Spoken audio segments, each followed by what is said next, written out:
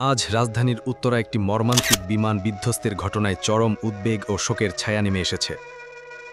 এই ভয়াবহ দুর্ঘটনার পরপরই ঘটনাস্থলে ছুটে যান ফায়ার সার্ভিসের সদস্যরা।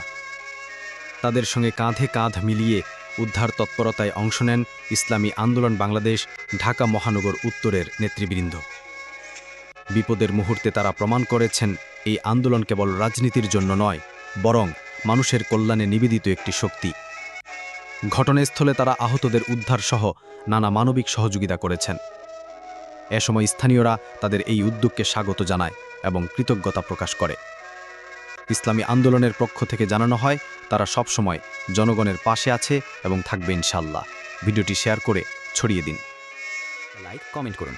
যে প্ল্যাটফর্ম থেকে আমাদের ভিডিওগুলো দেখছেন, ফলো দিতে ভুলবেন না। আমাদের ইউটিউব চ্যানেলটি সাবস্ক্রাইব করে আমাদের সাথেই থাকুন নিত্য নতুন আপডেট পাওয়ার জন্য।